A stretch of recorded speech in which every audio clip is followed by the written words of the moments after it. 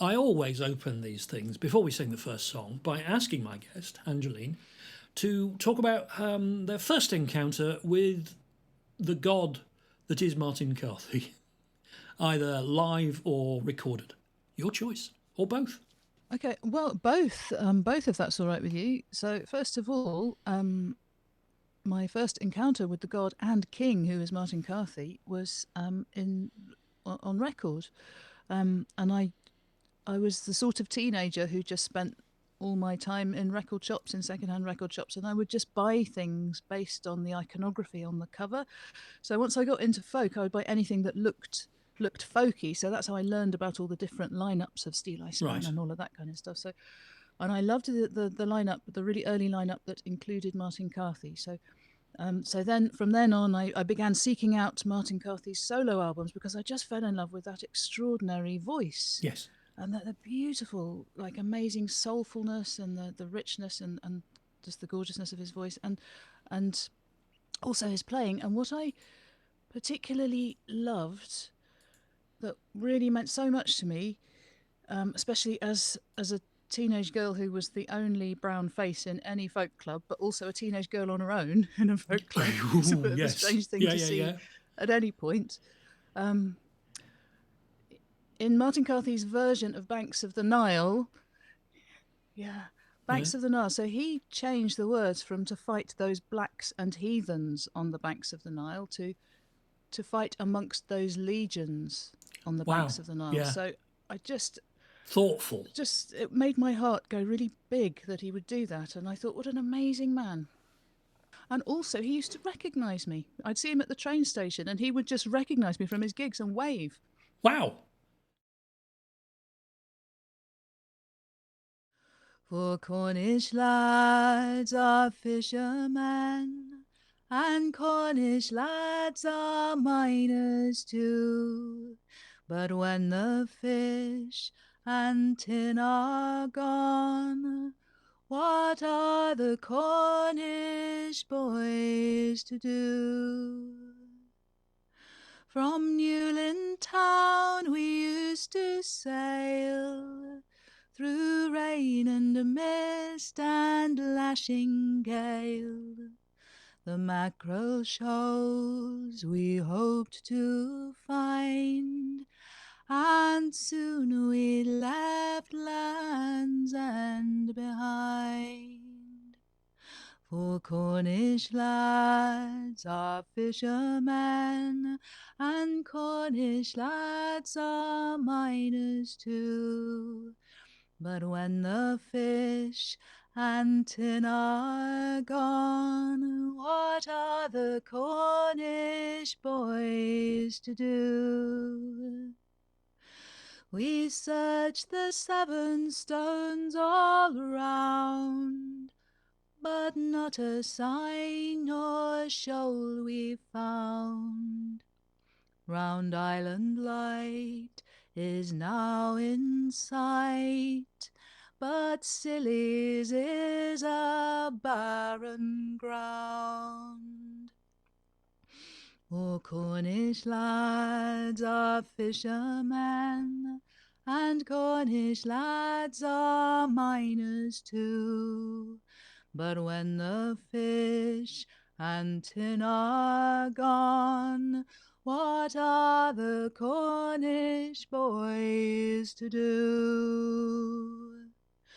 The winding engine used to sing a melody to Cornish tin, and Jeeva lads, they all would grin at payday on a Friday. For Cornish lads are fishermen, and Cornish lads are miners too.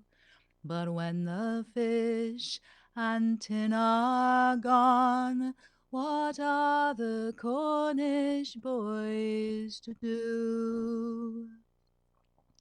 Oh, the hammer of the auctioneer is the only sound you soon will hear. and visitors will make the noise and order drinks from Cornish boys. For Cornish lads are fishermen, and Cornish lads are miners too. But when the fish and tin are gone, what are the Cornish boys to do? We'll do as we have done before, go out and roam the wide world o'er, wherever seas and ships are found, or there's a hole dug underground. For Cornish lads are fishermen, and Cornish lads are miners too. But when the fish and tin are gone, that's what the Cornish boys will do.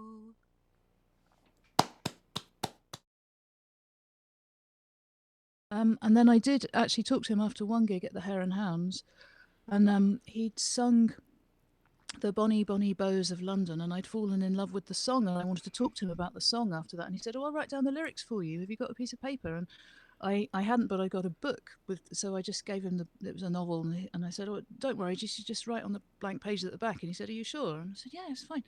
And he wrote out the song. Oh, fantastic!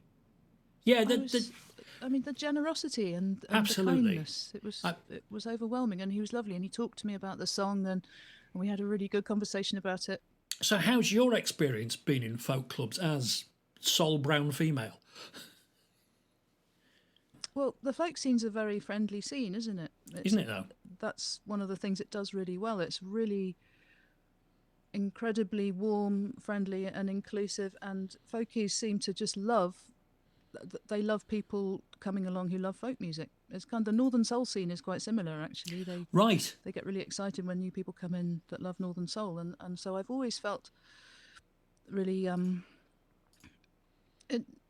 always felt quite welcome in folk clubs because they make you welcome. Yes. But it isn't universal, and there is a problem. There is a problem with a lack of diversity. Yeah.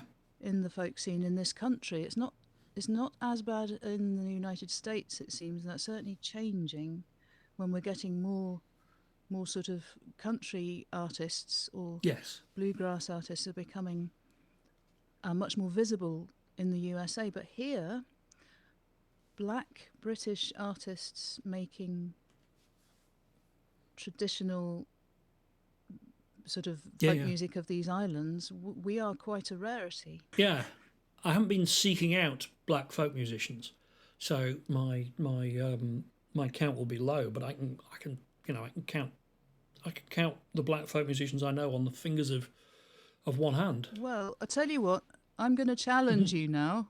I'm going to challenge you to seek them out and count them. Yeah. Yes, I mean, Lady Nade has just sort of seems to have burst onto the scene quite recently, and of course Cohen in. I'm going to be working with Cohen. Oh, brilliant! Is this on your that thing you've got the grant for, or something else? Yes, it's the Sorrow Songs, which is my next album that I'm researching at the moment. Do you mind if I say something about that? No, help yourself. Fantastic. Okay, yeah, I was very lucky. I got some Arts Council funding for this album, and it's been something that I've had the idea for a really long time. The full title of the album is The Sorrow Songs, Folk Songs of Black British Experience. And the title comes actually from a chapter of The Souls of Black Folk by W.E.B. Du Bois, which I'm sure you know of. It's a classic of early 20th century African-American literature. But his chapter 14 is called The Sorrow Songs, and it's all about spirituals and the importance of spirituals for Black Americans as a body of folk song that that really kind of contains the experience of it contains the Black experience, and it sings it. Yeah. You know, it's really important to have a body of song, a body of folk song that you feel represents your experience and that you can sing. And we don't have anything in the UK. We have a historic Black presence in these islands that goes back to at least Roman times, and that's only as far back as we have evidence for. We've no idea how far back it really goes. But what we do not have is any sort of a body of folk song of Black British experience. So that's what I'm going to do. Is I'm researching the lives of ordinary and extraordinary Black people living in these islands as far back as I can find, and a couple from the 20th century too, because there are just some really good stories. And what I will do then is write songs in the folk style about these people's lives. And so what I'm kind of restoring the folk tradition so that it includes Black experiences. I've been researching just Black lives in general, because the histories are hidden. It's really interesting. There is so very, very much Black history in these islands. You wouldn't believe. And it's so abundant, and so there are just overwhelming amounts of this Black history. So much so that I found myself feeling quite overwhelmed and thinking, if I live to be 200 years old, I will never have time to read all of this and find out about all of these people. And yet all of this information is so abundant and it's all in the public domain and nobody knows about it. I'm hoping to make a positive contribution to all of this with my songs. I really want to do that. I think as an artist, that's all you want to do, is make beautiful things. And I want to make beautiful things that would also contain some information and help start a conversation or push a conversation along. I also want to put together a band for the album. This is important to me. I don't know whether I'm going to manage to do it or not, but I want to put together a band that contains as many British people of colour as possible, musicians. Because I think every folk band you see is all white, and that's not a problem. You know, nobody ever remarks on that. Wouldn't it be really interesting if we had a folk band and they were all people of colour? British people of colour, you know, and that's because the music is about the experience of growing up and living in the UK. My bonny cuckoo, I tell thee true, that through the groves I'll rove with you.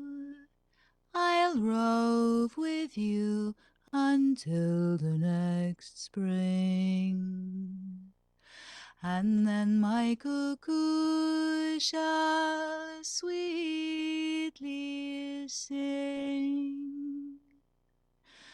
The ash and the hazel shall morning say, oh, bonny cuckoo, don't go away, don't go away, but tarry and sing for us another year. Cuckoo, cuckoo, pray tarry here, and make the spring last all the year. That is the Bonny Cuckoo. I've got another cuckoo song actually. Because I love the way you're singing. I'm just wondering who your influences were as a singer. There are so many. How long have you got? I received Sam Cooke sort of in utero. Yeah, my mum was obsessed with Sam Cooke And I think he's a wonderful start to music to get. Yeah. He's just, there's no voice like Sam Cooke's voice, is No. there? There's absolutely no voice that compares. So No. there was a lot of soul and Jamaican music that was played in my house. Mm-hmm. And I think in reggae, there's you tend to hear. I feel like a lot of reggae voices are really pure, and they remind me in that purity of a lot of folk voices that you hear in the folk music of these Yeah. islands. A lot of singers have that real purity of voice, Yes. and you hear it also in reggae. It's really interesting, different Yes. kinds of voice, but that same sort of tonal sweetness, that real Yes. sweetness. Donovan, Harry Belafonte, Mariah Carey.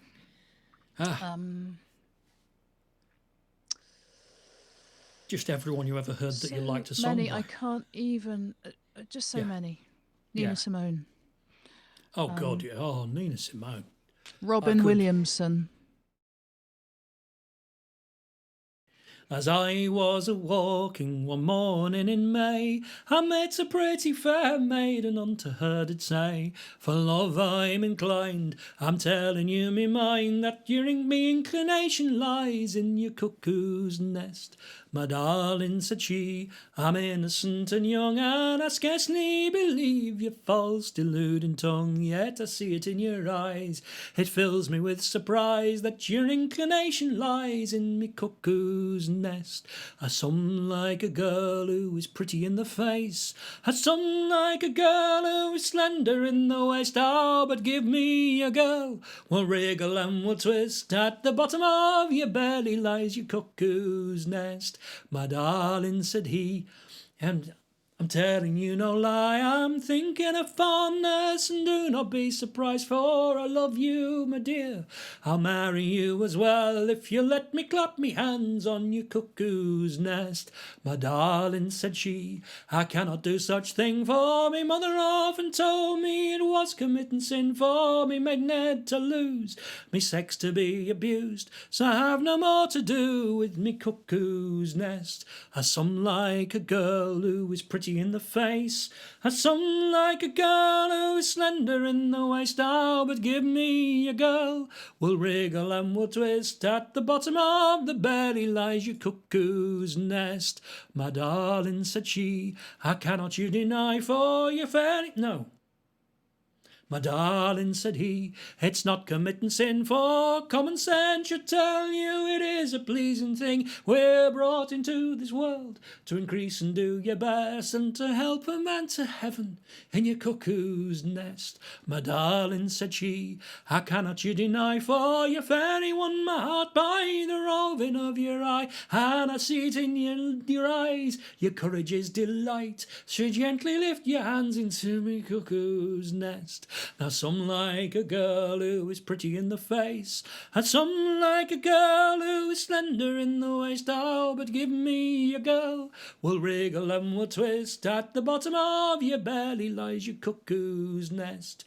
This couple, they got married, and soon they went to bed, and now this pretty fair maid, she's lost her maidenhead in a small country cottage. They increase and do their best, and he often claps his hand upon a cuckoo's nest. Now some like a girl who is pretty in the face, and some like a girl who is slender in the waist. Oh, but give me a girl, we'll wriggle and we'll twist, at the bottom of your belly lies the bottom of your belly, the bottom of your belly lies the cuckoo's nest. Cuckoo's nest. Woo, woo, woo, woo. Hey. Excellent. Oh, the cuckoo, she's a pretty bird, she sings as she flies. Kittens! Right, yes. This is this is little Sally Racket, and she Hello, is Sally Racket. the bonniest crack cat I know. But you're full of songs, Piers. Yes. Packed full of songs. Packed full of songs. Pluck one out of thin air for us. Pluck one out of the recesses of me brain. What I'm going to do is I'm going to keep the bird theme going. and indeed the slightly smut theme going. Three maidens a-milking did go. Three maidens a-milking did go, and the wind it did blow high, and the wind it did blow low, and it tossed them petticoats to and fro. They met with some young man they know. They met with some young man they know, and they asked it of him if he had any skill to catch them a little bird or so. Oh yes, I've a very good skill. Oh yes, I've a very good skill. And it's if you'll go with me down to yonder flowering tree, I'll catch you a little bird or so. So it's down to the greenwood she did go. It's down to the greenwood did go, and the bird it did fly in, and just a little above her lily white knee, and the sparkling eyes they did turn round, just as if she had been all in a swoon, and she cries, oh, I've a bird, and a very pretty bird, and he's pecking away at his own ground. Here's a health to the bird in the bush. Here's a health to the bonny rigadoon, and we'll drink down the sun, and we'll drink up the moon. Let the neighbours say little or much. The Bird in the Bush, from the singing of Frankie Armstrong. And what a song it is. That's stunning. Yeah. Well, that last verse is just, I mean, there's no bad verse in it, but that last verse I just think is absolutely delightful. You know, screw you, I had a good time. That last line is perfect, isn't it? Yeah. Yeah, Let really the neighbours is. say little or much. Yep. It's just... Yeah. Fair Lucy, she sat in her father's bower, a-weeping and making moan, and by there came her own brother dear. What ails thee, Lucy one? Why ail and I ail, dear brother, she cried, and I'll tell you the reason why. There is a child between my two sides, that's for you, dear brother, and I. Oh, he's taken up his good broadsword that hung down by his knee, and he's cut off fair Lucy one's head, and her poor body in three. Oh, I have cut the head off my greyhound, and I pray that you'll pardon me. Oh, that is not the blood of our greyhound, but the blood of our Lucy. Oh, what will you do when your father comes to know? My son, come tell unto me. I'll go and dress myself in a new suit of blue, and I'll sail for a far country.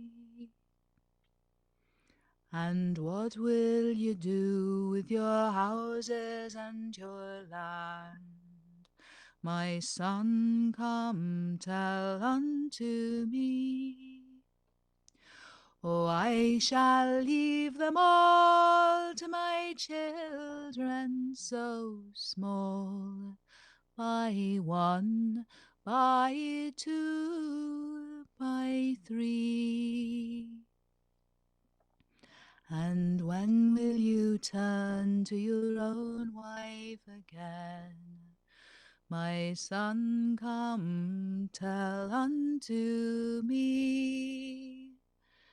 When the sun and the moon rise over yonder hill, and I hope that that will never, never be.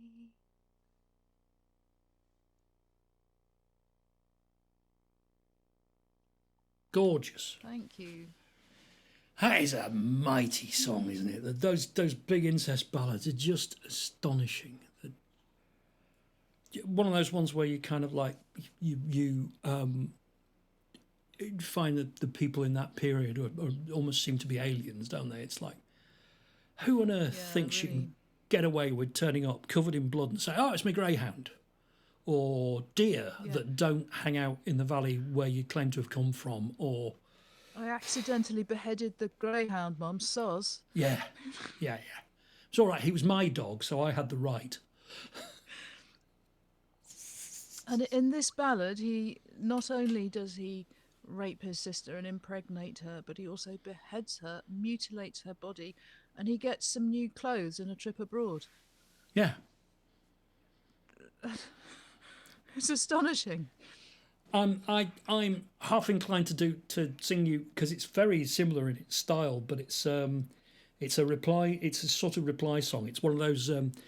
I have a theory that there are an awful lot of terrible folk songs that can be fixed through the simple expedient of either leaving off the last verse or rewriting it. And this is what's it called? Down by the Greenwood Side, and it's essentially the Lucy One plot, but as the sleeve notes on the Boiled in Lead album I got it from say, "Think again, Willie." So I'm going to give it a go. This is the sort of stuff you come to this for. The same song, two ways, immediately one immediately after the other. That's why you're here on the Song Swap, isn't it?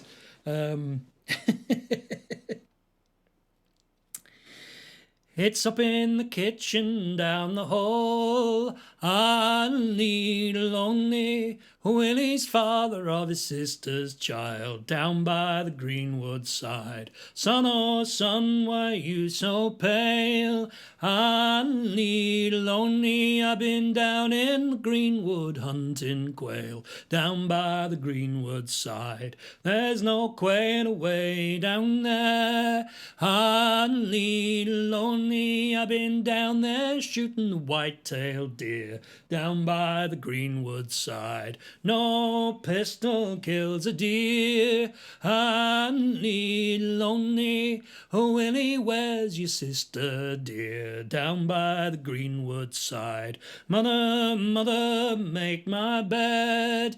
I'll need lonely, for it's I have shot my sister dead, down by the Greenwood Side. Son, oh son, what are you doing now? I'll need lonely. lonely, for your father will kill you when he comes to know. Down by the greenwood side, he'll bury you under yon hill. Honey, lonely, if he doesn't kill you, I surely will. Down by the greenwood side.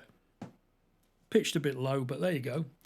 That's, Oh, yes. isn't that a fantastic thing? That verse is by, I think, Adam Stemple of Boiled and Lead. And the cats have returned to the room, so I'm going to go and get Ruben for you. Hooray! Cats, cats, cats. Come on, cats. This is what everybody's here for. Absolutely. Cats. You can never have too many cats. Oh, there's one. This is Ruben Ranzo. Good folk names. Hold on, I'll just hold him up for the camera. This is, as I say, Ruben Ranzo. Well, since we're on a theme of murder, it seems, doesn't it? Mm. And dark and chaotic familial relations. How about The Well Below the Valley? Ooh. Ooh. Yeah. Yeah. Big scary song. All right. Big scary song. Okay. Let me just get a bit of water for this.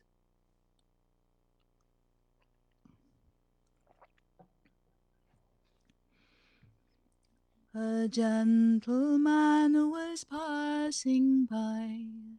He asked for a drink as he got dry at the well below the valley. Oh, green grows the lily, oh, right among the bushes, oh. My cup is full up to the brim. If I were to stoop, I might fall in at the well below the valley, oh. Green grows the lily, oh, right among the bushes, oh. If your true love was passing by, you'd fill him a drink. If he got dry at the well below the valley, oh, green grows the lily, oh, right among the bushes, oh. She swore by grass, she swore by corn, that her true love had never been born at the well below the valley, oh. Green grows the lily, oh, right among the bushes, oh.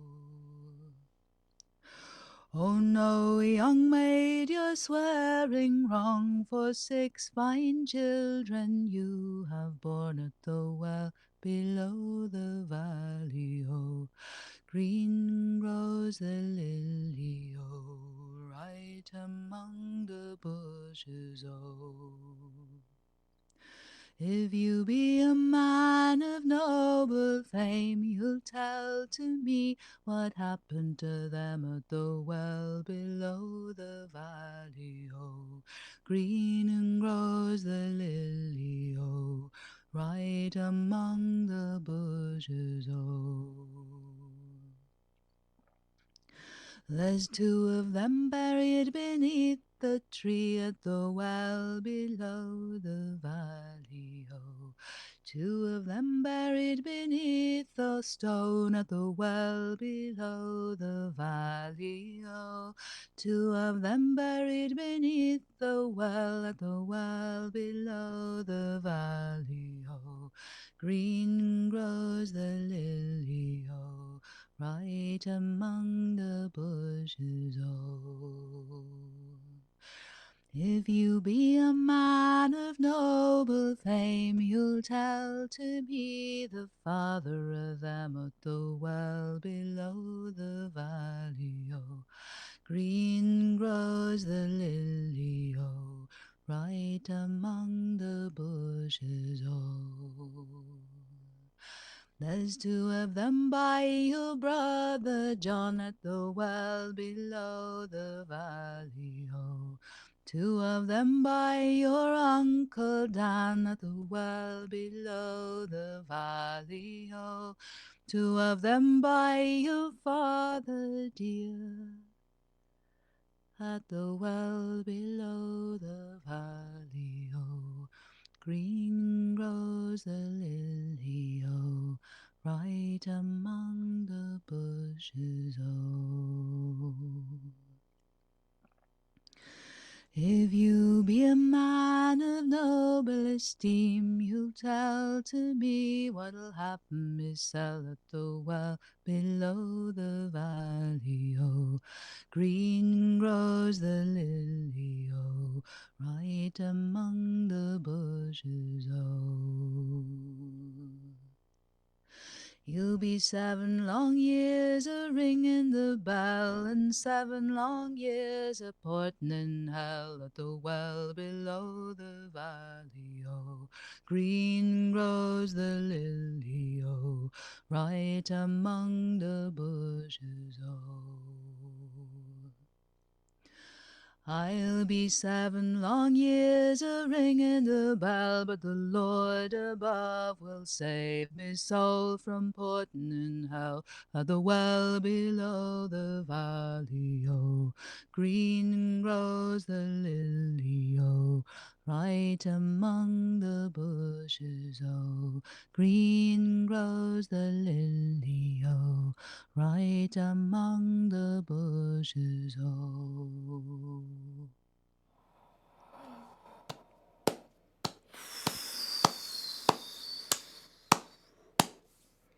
Two of them by your father dear. That's a that's a I mean, I know it's a stock phrase, but suddenly it's chilling, isn't it? It's just It yeah. chilled me to the bone. That Yeah. line, I thought that I really, for me, that's the emphasis of the whole song. Yeah, is the soul-destroying irony of that line. Yeah. Fabulously sung. Fantastic song. Thank you. Those big ballads are just so good, and so I sometimes think the hardest thing about singing them is deciding to sing them. Do you know what I mean? Because they're yes. It's a task to learn them, and you've got to work out what the story is. But actually, often they've got quite not particularly tricky tunes or anything like that. It's all about just inhabiting the song and telling the story, and you do that so well, and it's a real pleasure to hear. So thank you for that. That was fabulous. Thank you so much. I think if we're in the lands of horrible murder, I can't not we sing. Do seem this. To be, don't we? We do, don't we? I can't not sing this one. This is another big old ballad. This is Bill Norrie. Young Bill Norrie's a fine lad, and he lives like the wind. I shine like the silver or gold in the morning sun. Oh, friend John and dear John, do you see what I see? By there stands the first woman that ever loved me. Yes, there stands the first woman that ever loved me. And here is a glove, John, it's lined with silver grey. Carry it to her and tell her to come to a young Billy. And here is a ring, John, it's all gold but the stone. Take it to her and tell her to ask for the leave anon. Oh, friend Billy and dear Billy, you know my love for thee, but I will go to nobody to steal his wife away. Oh, friend John and dear John, swim not against the tide. Be with me in the stream, John, for I will be obeyed. And John's run down to the high house, he's rung low at the door. Who who was there but this woman to let young Johnny in? And here is a glove, lady, it's lined with silver grey, bids you come into Greenwood to meet with young Billy. And here is a ring, lady, all gold but the stone, bids you come into Greenwood and ask for the leave of none. But a husband stood in the shadows, an angry man was he. I never thought a man lived my love loved more than me.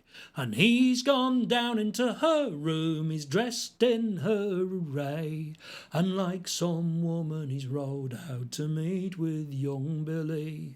And young Billy stood in the greenwood, he whistled and he sang, by there comes the woman that I have loved so long. And Billy's run down and down there to help her as she came, but oh, the sight that he saw, his heart grew cold as stone. Yes, Billy's run down and down there to help her from her horse. Oh, and oh, he cries out, a woman was never so gross.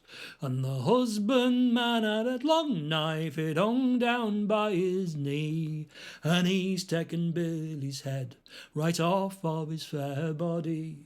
And he's ridden home and home there, and down into the hall. He's thrown the head to her, crying, lady, catch the ball. And she's picked up the head there, she's kissed it cheek and chin. Better I love this dead boy than all your kith and kin. Yes, she's picked up the head there and clasped it to her womb. Once I was full of this boy, as the plum is of the stone. For when I was in my dad's house with my virginity, a young man came into my room, and we got young Billy. And I bore him in my room in secrecy and shame. I loved him in the greenwood, out in the wind and rain. And I will kiss his clay-cold lips, and I will kiss his chin. And I will vow and I'll stay true, I will never kiss man again. Yes, I will vow and I'll stay true, I will never kiss man again. And the husband, one in the shadows, a sad, sad man was he. If I had known he was your son, he would never have been killed by me. If I had known he was your son, he'd not have been killed by me. There you go, Bill Norrie. Wow. It's amazing, isn't it? Isn't it just astonishing? What, I love that song, and you sang it beautifully, Piers. Thank you. That was wonderful. I really felt it. Thank you. Oh, yeah, it gives me the first time I heard it, Faye Heald was singing it in the back room of the pub at the Cumberland Arms, and it was just absolutely, and it's sort of like, it's got that wonderful swinging tune. The tune's great, and then you're kind of going along and you think you know how it's going to end, and then suddenly it's like, what? And the clue's there in the very first verse, that by there stands the woman, the very first woman that ever loved me. I mean, yes, and you're still shocked by the ending and surprised by, oh, what a song. What a song. And yeah, and the husband dressing up in her clothes. Yeah. I mean, you just like that little kind of almost comedy turn that you could never expect that was coming. It's astonishingly good. Yeah. So powerful. If I'd have known he was your son, he would not have been killed by me. It's kind of, it's too little too late. Absolutely, yes. It is the crappest excuse in folk song, isn't it? You know, well, if you told me, fuck off. Don't kill people. Killing people is wrong. Yeah. I find it astonishing that people are surprised by that moral directive. Killing people is wrong. Don't do it.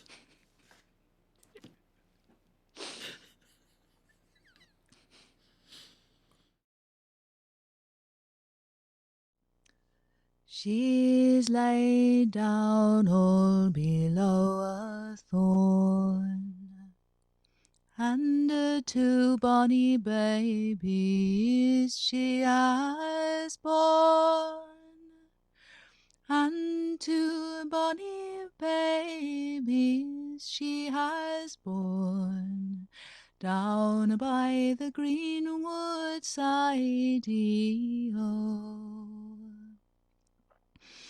And she's took the ribbon from off her hair, and she's choked them though they cried for air, and she's choked them though they cried for air, down by the greenwood side, oh. For weeks and months she was wan and pale, though what did ail her no man could tell. Oh, what did ail her no man could tell, down by the greenwood side, oh. Oh, right wanly did she go home, that none may meddle with her fair fame, that none may meddle with her fair fame, down by the greenwood side, oh. As she walked out by the castle wall, she spied 2 bonny babies playing at the ball.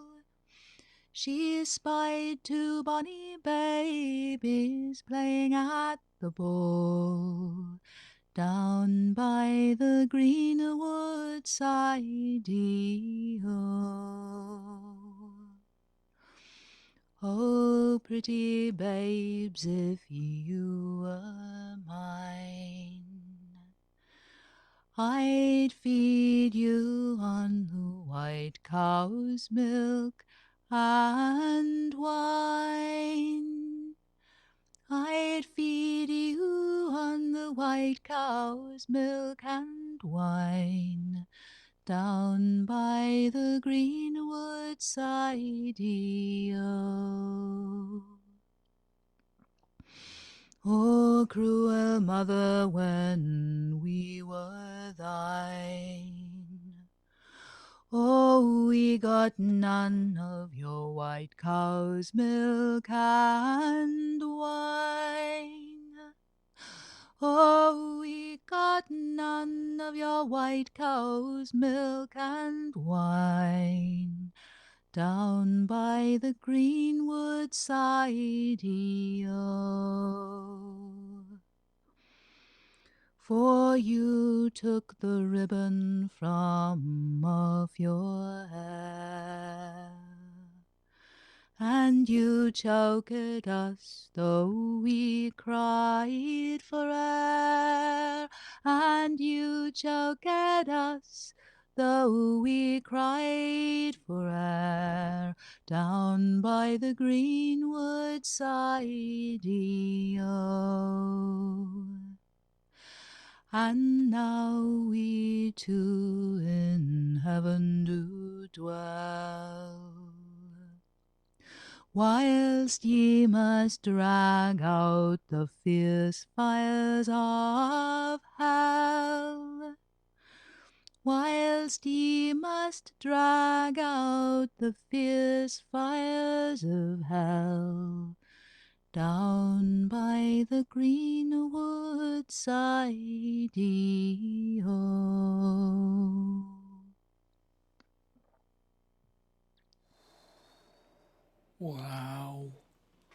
What a fabulous version of that. My God. Thank you. Whoa. You choked them though they cried for air. What a fantastic. I mean, horrible image, but just God above. Fabulous stuff. Fabulous. Why aren't you famous? How have I only just heard of you?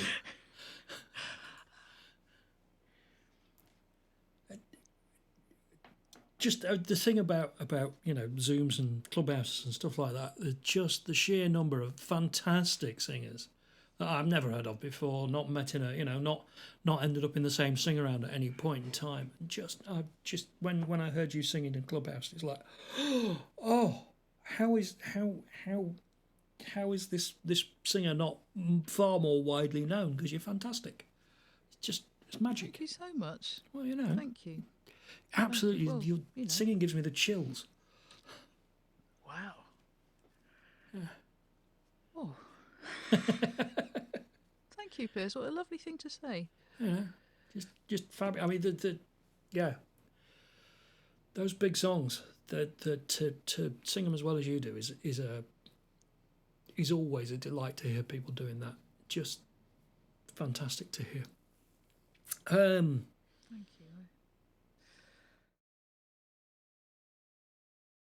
Let's go for another terrible husband.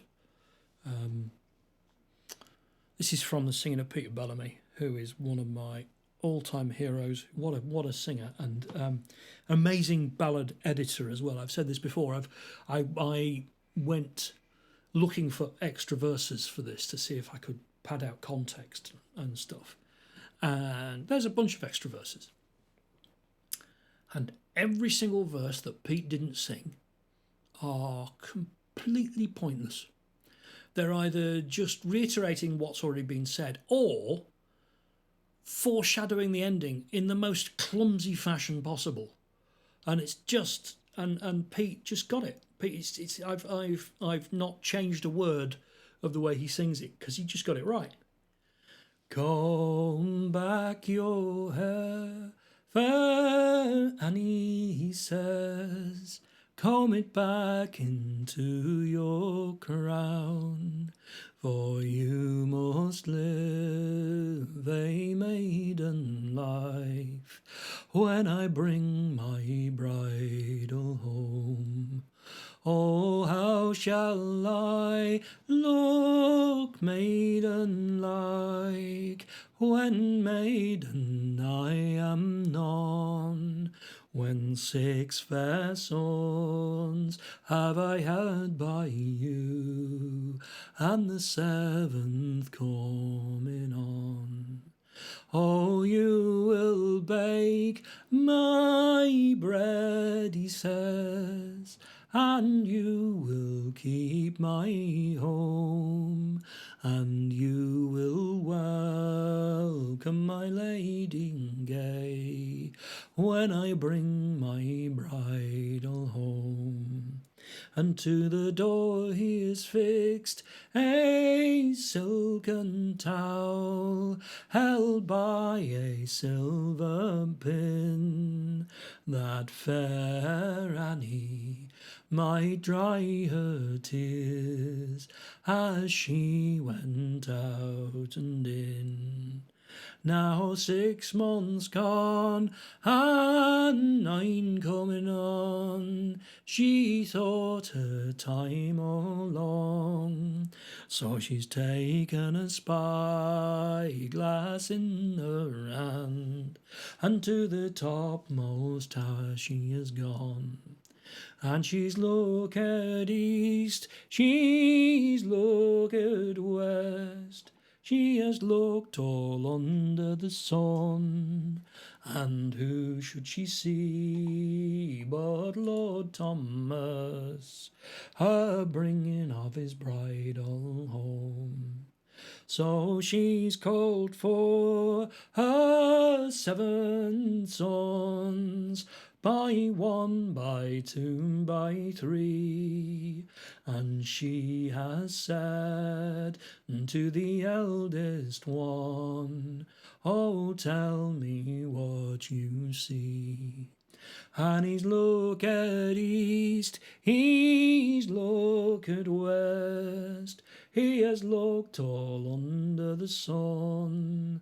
And who should he see but his father dear, a bringing of his bridal home? Oh, shall I dress in green, she says, or shall I dress in black? Or shall I go down to the raging main and send my soul to wrack? Oh, you need not dress in green, he says, no, you need not dress in black, but throw you wide those great hall doors and welcome my father back. And you're welcome, welcome, Lord Thomas, she says, and you're welcome unto me, and welcome, welcome, you merry men all that you brought across the sea. And she served them all with the best of the wine, she served them all round, but she's drunk water from the well for to keep her spirits down. Yes, she served them all the livelong day till she thought her time all long.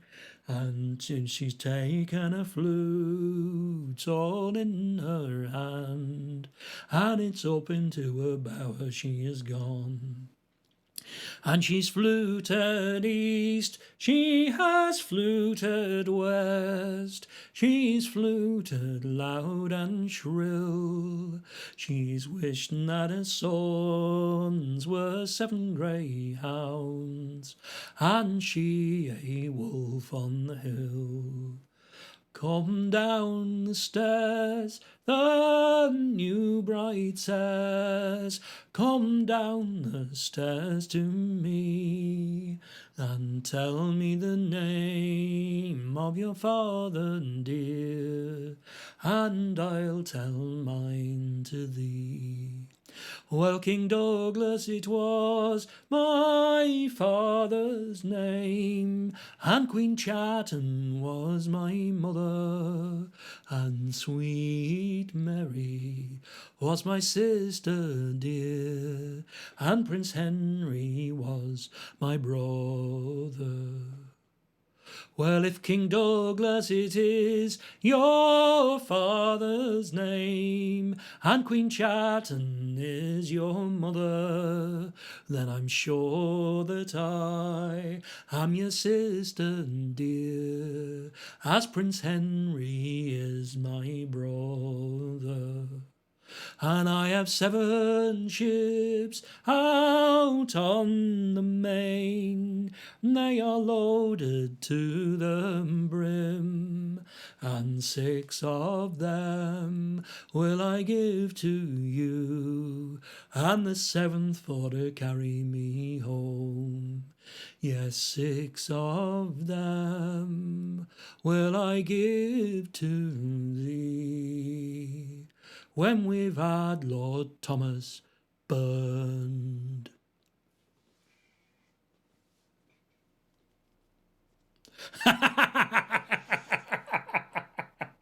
Look on your face. That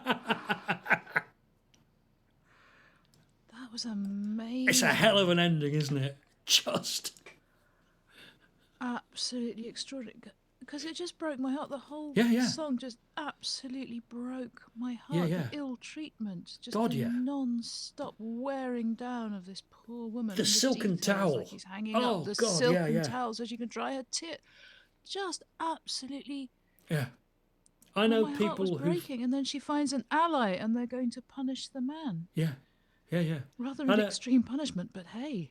I know several people who've been through coercive, controlling relationships, and that sort of that kind of love bond. Well, there you go, dear. There's a towel. Is exactly the sort of, it's straight out of the playbook of the kind of gaslighting motherfuckers who are still doing the rounds today. Isn't it? It's Yeah. classic. And you know, even worse, you know, the gaslighting to the children. So the son is like, well, no, she's trying to tell him how she feels, and he's like, no, it's our dad. You've got to welcome him back, and it's It's daddy, yeah. And you know, his response is perfectly understandable, and just the way this pain is laid on pain, and then bang at the end, the sister shows up, and the man's so fucking stupid that having kidnapped a woman, then goes and gets his bride, who is her sister. What is he thinking? He's just What on earth was he thinking? idiotic. Just, I mean, oh yeah, it's an amazing song. It's extraordinary. Thank you so much, and you've filled that with.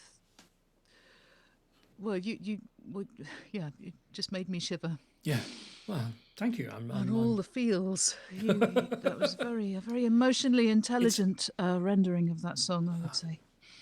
The thing is, my secret when singing ballads is to do as little as possible, and let the listener do the stuff. Because some of the finest ballad singers I've ever heard, that's how it's someone like listening to Lou Killen, and Lou Killen would sing the songs in this kind of almost stately manner. They'd just tell the story, and it would unfold, and they weren't. She wasn't doing it. Well, she didn't seem to be doing a lot, let's say. But because of that, you it's like the have you come across the concept of mimesis in theatre? Yes, I know about mimesis. And it's that, I think, with the ballads, where you tell it as plain as you can, and let the audience do a lot of the work. The magic happens in that space between mimesis. For people who don't know what it is, mimesis is the magic that makes theatre happen. It's the prologue of Henry V. When we speak of horses, you see them printing their proud hooves upon the turf and all that kind of stuff. And it's the job that the audience does to meet the actors in the performance and see in their head the whole thing. And I think that with ballad singing, I think that once that concept landed with me, it was like, oh right, that explains why so many of the ballad singers I've heard do so seemingly so very little, and that actually makes it fun. Because I've heard several cases where there's an interpretation, you can hear the singer interpreting what's going on, and I personally sometimes find that gets in the way of my own understanding of what's going on in the song. So it's I'm not trying. John Wilkes will tell me off for saying no. You should just accept the praise and say thank you. But I think I want to encourage. He's right. You should. Yeah, and indeed, thank you very much. But I think as well, it's I like to encourage people to have a go at these big songs, because it's not as hard as you think it is. It's not easy. I'm not going to say it's easy, but it's the you singing it and even doing what seems to you like not very much, your style and your stamp and your interpretation will still come through. Because if you're going to sing one of those songs, in the process of memorization, you're gonna learn what it means to you. Because if you don't, you're not going to sing it. And that, even if you aren't doing a lot, I think will still hopefully come across. But yes, I think that's really true. And when you get the big ballads or songs with a really powerful narrative, you have to, as a singer, you have to find that that tension between making your individuality as a singer, and also between your being a vessel for the song, because that's what you are. You're kind of like a vessel or a channel for it, because the song is the thing. The song is the most important thing. When you're singing, it's it kind of isn't about you, but also it is, because you're singing it. Yes, the song has to take priority. Yes, it's that. And, I think, and be the jewel in the kind of. I think that's one of the things that separates folk from pop, isn't it? That it's song not singer is I mean, it's a cliche. Sometimes, it's sort of kind of true. I think that's true. But there was a thing that you. Oh, was it? Yeah. Have you something you said? Have you sung for people at a big ceremony? You know, births, christenings, weddings, funerals. I? Yeah. Yes, I have. Yeah.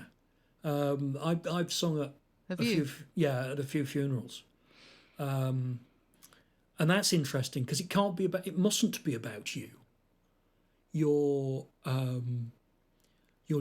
in that setting, especially. Your job is to deliver the song, and when you are stood at your grandmother's funeral, you have to go, here are my feelings about this.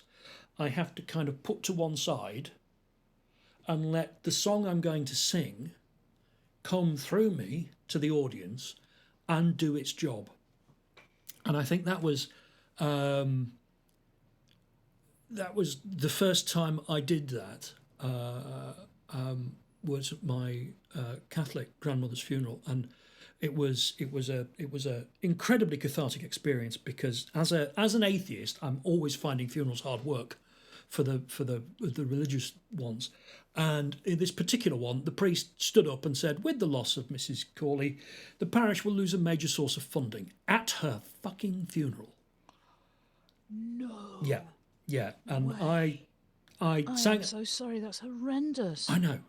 But, you know, in some respects, it just confirmed all my prejudices about the Catholic Church. So that wasn't a surprise, but it was at the same time shocking. So when the time came for me to sing this at her graveside, to sing the song at her graveside, there was a kind of righteous fury that fueled me through it.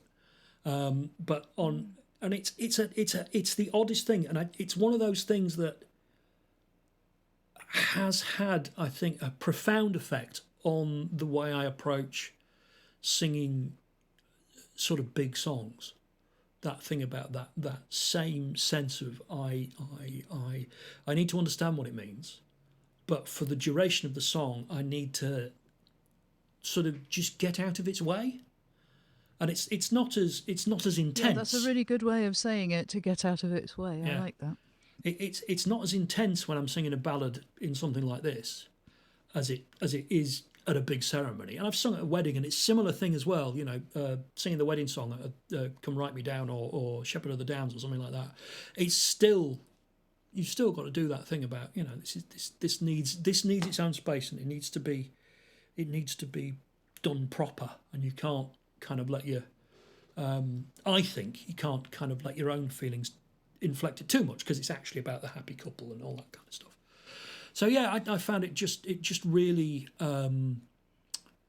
it was just a real was one of those moments as a singer that has been, and almost the longer the time goes since it happened, the more I find it's had a profound effect on the way I think about the job of being a singer.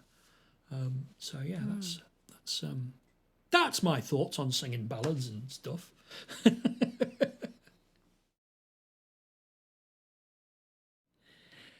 Right, what are you going to sing then?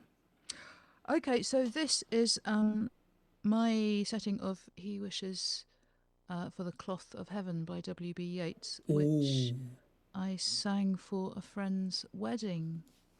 And if you don't know the poem, I'll say it because it's short. Had I the heavens embroidered cloths, and wrought with the golden and the silver light, the blue and the dim and the dark cloths of night and light and the half-light, I would spread the cloths under your feet, But I, being poor, have only my dreams. I have spread my dreams under your feet. Tread softly, because you tread on my dreams. And here's the tune that I made up for it.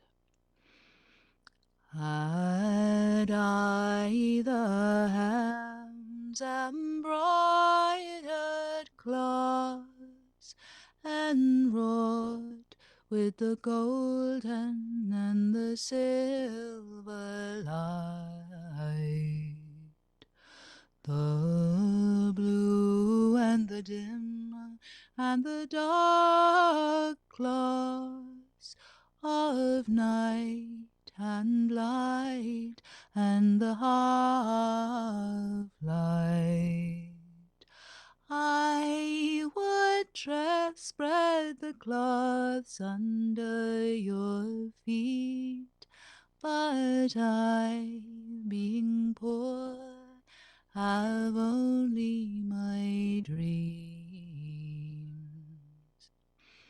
I have spread my dreams under your feet. Tread softly, because you tread on my dreams. That's gorgeous. I think that is the first song I heard you sing in Clubhouse and was knocked out by it. Yes, it might have been. And yeah, what a beautiful setting. Real.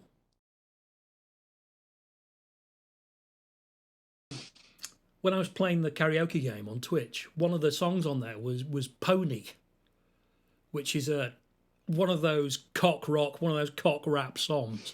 If you're horny, let's do this. Ride it, my pony. And it was set up as a duet. What? Hi. I know, yeah. And I would do it, the duet, and it's like, oh, right, well, thank you for swiping left or right on my video dating profile. My friends told me that this would be an excellent video to find some nice girls who like riding on a pony. And then doing it, if you're horny, let's do this. Ride it, my pony. My saddle's waiting. And it just, because it's a terrible song. But it was an absolute delight. You chat popped it. Yes, absolutely. It was an absolute delight to just take the piss of it, really. Brilliant.